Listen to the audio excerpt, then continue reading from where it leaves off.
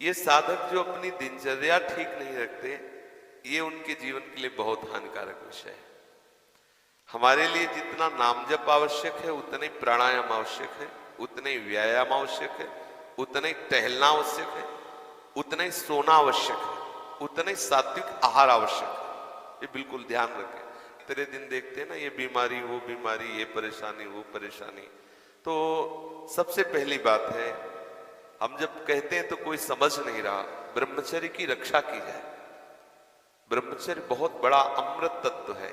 ये मूर्खता के कारण लोग इसे ध्यान नहीं देते हैं। एक ने तो कहा कि संसार में भी यही सुख है, तुम भी उसमें भी कह रहे हो कि ऐसा। हम भाई तुम्हें सुखी करने के लिए कह रहे हैं, दुखी करने के लिए तो नहीं कह रहे ना। हम तुम्हारे दुश्मन नहीं है, तुम्हारे मित्र हैं। तुम्हारा मन तुम्हें गलत रास्ता दे सकता है, लेकिन हम तुम्हें गलत रास्ता नहीं दे रहे। तुम सदगृहस्थ हो तो संयम से चलो।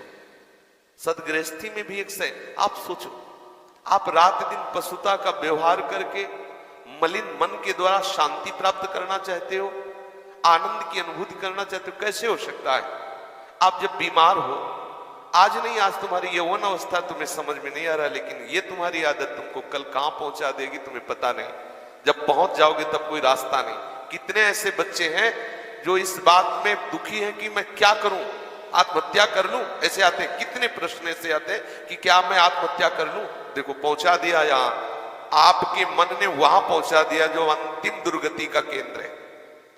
यदि आप गृहस्थ हैं तो 5 बजे तक उठ जाए, इतनी छूट। मान लो आप रात्रि में 11, साढ़े 11 बजे या 12 बजे सोते तो 5 घंटे। अगर आप दिन में नहीं सोते तो 6 बजे तक उठे। सूर्य उदय हो रहा हो, आप सो रहे, चाहे गृहस्थ हो चाहे विरक्त हो, आप बिल्कुल नष्ट हो जाएंगे, आपकी आयु नष्ट होगी, आपकी बुद्धि भ्रष्ट होगी, आप ब्रह्मचर्य रह नहीं सकते। कह देते ब्रह्मचर्य की क्या जरूरत, क्या आप सच्ची मानिए। आप 2 महीने ब्रह्मचर्य, अगर गृहस्थ है 2 महीने ब्रह्मचर्य रहिए, 2 महीने केवल, और फिर आप देखिए आपको कैसा लगता है। और उस ब्रह्मचर्य से युक्त होकर फिर संतान उत्पन्न क्रिया की, आप देखिए वो संतान कैसी तेजस्वी होगी। आप उसको समझिए। आप जिसे बिल्कुल साधारण बात समझ रहे हैं, आप समझ रहे हैं आपको छूट मिल गई विषय भोगों के लिए, नहीं, सावधान।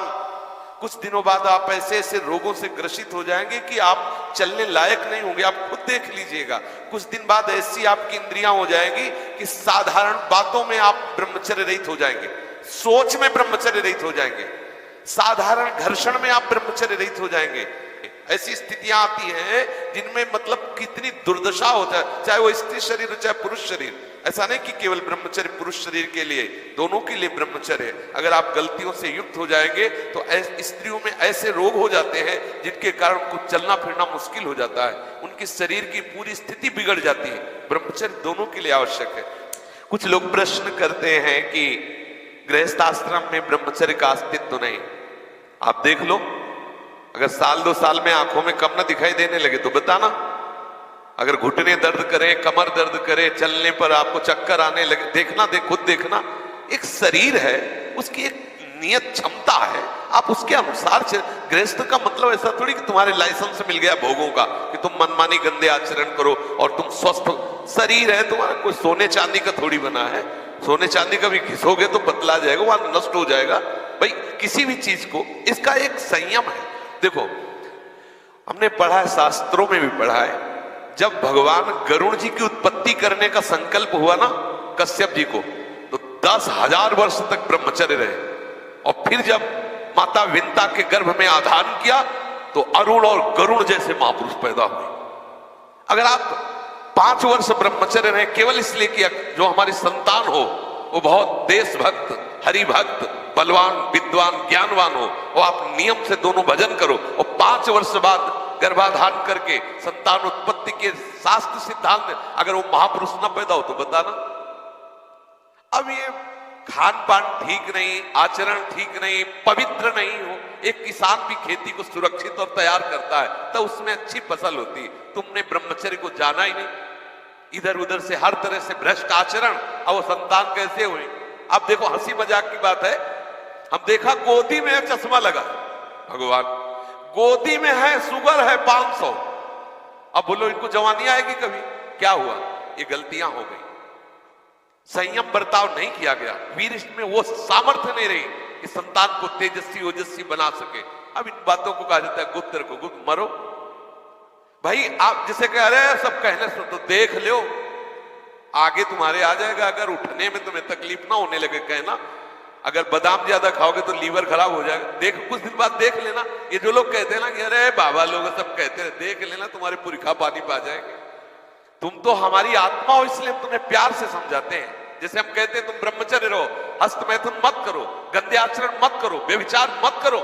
ये ब्याह की जो एक प्रक्रिया है आपको एक सीमित बांधने के लिए है कि आप भ्रष्ट आचरण न करें, आप धर्म से युक्त होकर भगवत मार्ग में चलें, आराधना करते हुए एक आराधक की तरह एक संयमित जीवन व्यतीत करें। लेकिन वो माना जाता है कि बाबा लोग हैं। कुछ लोग कहते हैं पहले खुद को देख लो, बाबा लोग जेल में हैं। एक खेती में सब फसल एक जैसी नहीं होती।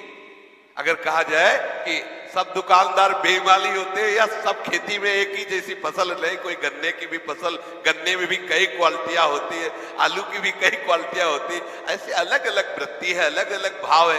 तो हमारी बात को आज अगर नहीं मानोगे तो कल तुम्हें पछताना पड़ेगा, पक्का समझ लीजिए।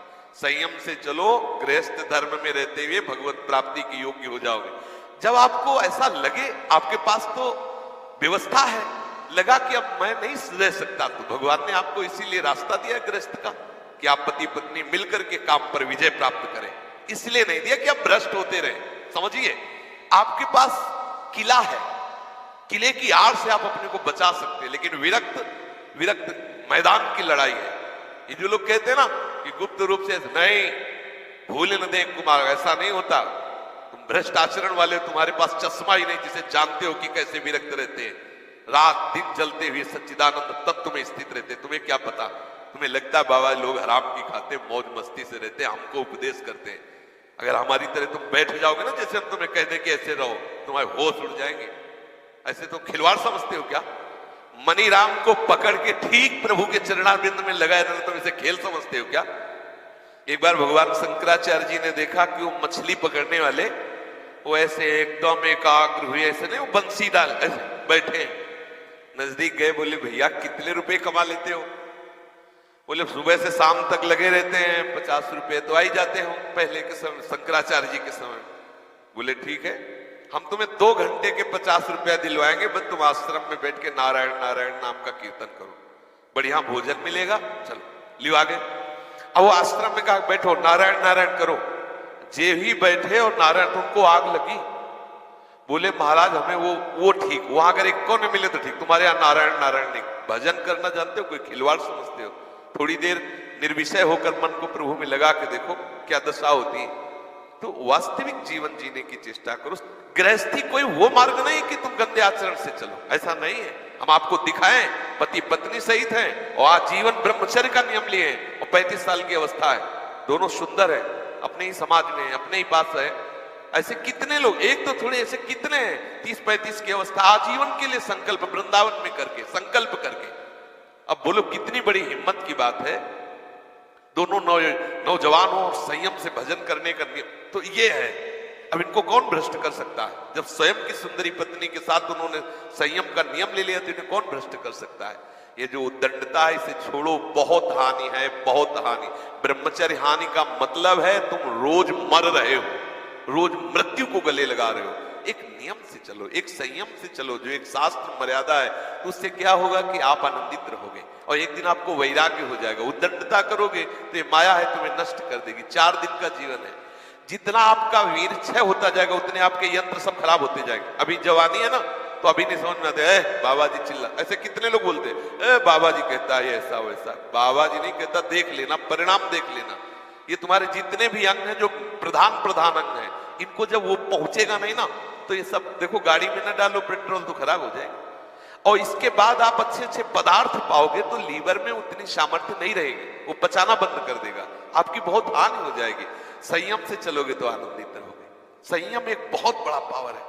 सोचो कितना आनंद है उसके रोकने में, जिसके निकालने में आप आनंद समझते हो।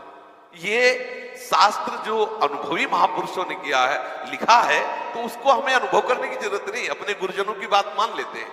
देखो, एक होता क्रिया से अनुभव करना और एक होता ध्यानस्थ अनुभव करना। क्रिया में तो तुम चूक कर सकते हो क्योंकि बहिर्मुख हो, लेकिन ध्यानस्थ में बिल्कुल ठीक वही अनुभव होगा जो तुम्हारे मन में आ रहा है। जो तुम्हारा मन अनुभव कर रहा, ठीक ध्यान के द्वारा योगी वही बात अनुभव कर लेता है और वही बात लिख, जो संत जन लिखे हैं तो बोले ये मेरे अनुभव की बात, मेरे अनुभव को उन्होंने क्रिया नहीं की, उन्होंने क्रियात्मक मन को पकड़ा और उसका अनुभव करके वो लिख रहे हैं। हमें बात मान लेनी चाहिए। गृहस्थी में हो, कभी आवश्यक हुआ संतानोत्पत्ति के लिए काम क्रीड़ा, जो नियम है उसके अनुसार चलो, कोई रोक नहीं। हम सब ब्रह्म ऋषियों की संतान हैं। आप देखो आचार्य महापुरुषों की संतानें नहीं हुई क्या? तो कोई एकदम ऐसा नहीं, इसका मतलब ये ना समझा जाए कि हम पूरी सृष्टि को इस बात के लिए नहीं, हम तुम्हें बलवान बना रहे हैं। एक संयम से चलो, उचित आहार विहार करते हुए भगवत मार्ग के पथिक